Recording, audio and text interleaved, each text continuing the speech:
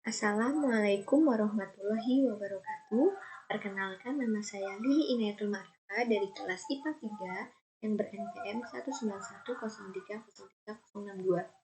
Dan di sini saya akan mempresentasikan hasil proposal seminar saya, yaitu berjudul Identifikasi Kemampuan Pemecahan Masalah Siswa kelas 8 pada penyelesaian soal Z melalui konsep indikator budaya di Kota Magelang. Nah, atas bimbingan dosen pembimbing saya yang pertama yaitu Bapak Sito Singgi dan juga dosen pembimbing kedua yaitu Ibu Nurhayunita Dewantari. Selanjutnya bab pertama yaitu pendahuluan. Nah, di pendahuluan ini pertama yaitu ada latar belakang. Di sini di latar belakang ini terdapat proses sains yaitu membutuhkan kemampuan pemecahan masalah siswa yang penting bagi siswa. Nah, mengapa penting? Karena kemampuan pemecahan masalah siswa ini untuk mengoptimalkan proses pembelajaran IPA di kelas. Kemudian, pada pengamatan di beberapa SMP di Kota Magelang, terdapat masih rendahnya kemampuan pemecahan masalah siswa dilihat dari nilai ulangan harian mata pelajaran IPA yang masih banyak berada di bawah KKM.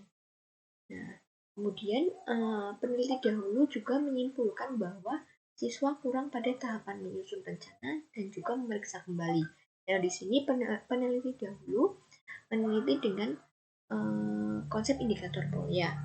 Kemudian penelitian yaitu menggunakan soal tes bentuk uraian untuk mengukur kemampuan siswa tersebut. Nah, soal tes uraian ini tentang materi tekanan sel. Kemudian dari jawaban siswa tersebut diidentifikasi tentang pemecahan masalah siswanya melalui konsep indikator Polya. Sehingga identifikasi masalah di sini ada belum diketahuinya kemampuan pemecahan masalah siswa kelas 8 pada penyelesaian soal uraian materi tekan zat berdasarkan konsep indikator Polya di Kota Magelang.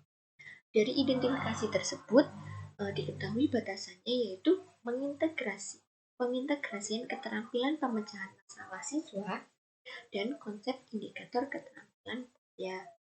Dari batasan masalah tersebut diketahui rumusan masalahnya yaitu bagaimana kemampuan pemecahan masalah siswa kelas 8 terhadap penyelesaian soal uraian pada materi tekanan zat melalui konsep indikator Polya di Kota Magelang. Sehingga penelitian ini memiliki tujuan yaitu untuk mengetahui kemampuan pemecahan masalah siswa kelas 8 terhadap penyelesaian soal uraian pada materi tekanan zat melalui konsep indikator Polya di Kota Magelang. Nah, penelitian ini juga memiliki manfaat. Yang pertama, manfaat teoris dan juga manfaat praktis. Nah, manfaat teoris di sini memberikan sumbangan pemikiran dari peneliti mengenai cara mengidentifikasi keterampilan pemecahan masalah siswa melalui konsep indikator Polya pada mata pelajaran IPA khususnya materi tekanan zat. Kemudian manfaat praktisnya itu bisa untuk peneliti lain, guru, siswa maupun sekolah yang lain. Bab 2 yaitu kajian pustaka. Nah, kajian pustaka di sini berisi pengertian kemampuan pemecahan masalah. Nah, di sini rangkuman tentang pengertian pemecahan masalah yaitu sebagai suatu rangkaian tindakan yang tepat sehingga digunakan untuk mencapai suatu tujuan. Kemudian ada kemampuan pemecahan masalah menurut Polya. Nah, menurut Polya di sini kemampuan pemecahan masalah itu dapat penyelesaian soalnya dapat langkahnya ada 4, yaitu memahami masalah, merencanakan, melaksanakan rencana, dan melihat kembali penyelesaiannya. Yang ketiga tentang pengertian tes uraian dan jenis-jenis tes uraian.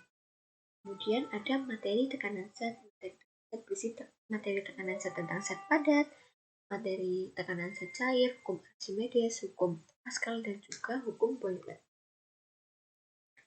Nah, kemudian ada kerangka berpikir. Nah, yang pertama itu ada permasalahan. Permasalahan di sini belum diketahuinya kemampuan pemecahan masalah siswa kelas 8 terhadap soal uraian tekanan zat di Kota Magelang. Kemudian diidentifikasi dengan indikator Polya. Sehingga solusinya digunakan tes soal uraian Untuk mengetahui kemampuan pemecahan siswa tersebut, soal uraian tersebut diuji dulu validitas, uji reliabilitas, tingkat kesukaran, dan juga daya pembedanya. Kemudian solusinya yaitu uh, jawaban diidentifikasi menggunakan konsep indikator polya, yaitu pemahaman masalah, perencanaan, pelaksanaan rencana, dan juga pemeriksaan kembali. Sehingga dihasilkan diketahui kemampuan pemecahan masalah siswa kelas 8 terhadap tekanan soal tekanan zat melalui konsep indikator polya di Kota Magelang. Nah, bab 3 itu ada metode penelitian. Metode penelitian yaitu pendekatan penelitian. Di sini saya menggunakan jenis pendekatan penelitian kualitatif deskriptif. Kemudian desain penelitiannya yaitu yang pertama, penelitian kualitatif tersebut subjeknya dipilih menggunakan proporsi sampling. Kemudian selanjutnya tes tertulis yaitu soal uraian materi tekanan zat dan hasil jawaban siswa tersebut diidentifikasi menggunakan konsep keterampilan polya atau indikator polya yang 4 tadi. Kemudian fokus penelitiannya di sini subjeknya itu ada siswa kelas 8 SMP di Kota Magelang. Nah, setiap subjeknya itu terdiri dari kurang lebih berjumlah 30 sampai 34 siswa. Kemudian waktu penelitiannya tersebut karena materi tekanan zat ini adalah materi awal di semester 2 kelas 8, kemungkinan waktu penelitiannya itu di akhir bulan Januari ataupun di awal bulan Februari. Nah, lokasi penelitian tersebut di SMP Negeri Sekota Magelang. Di Kota Magelang terdapat 13 SMP negeri.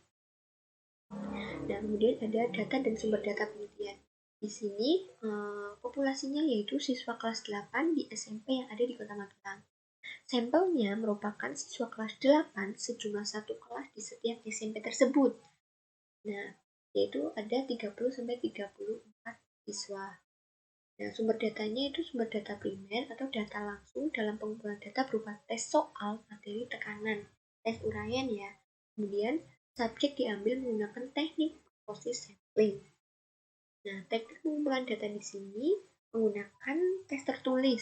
Nah, tes tertulis itu berupa tes uraian yang diuji validitasnya, uji reliabilitas, tingkat kesukaran, dan daya pembeda.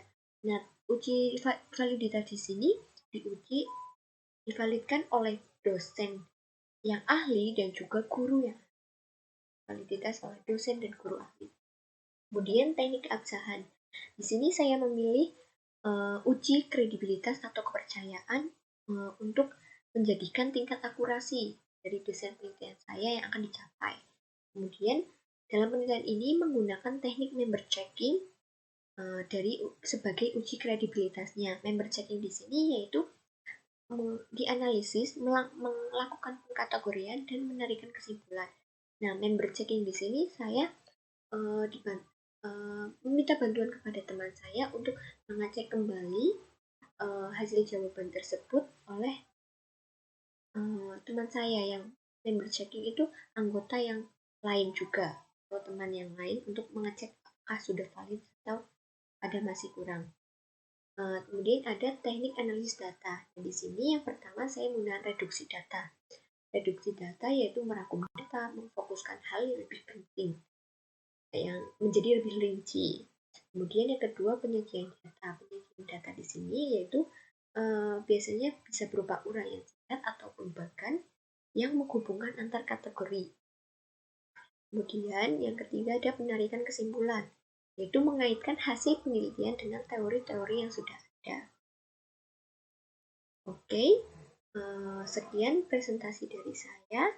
Terima kasih apabila saya banyak melakukan kesalahan kata maupun perbuatan. Saya mohon maaf.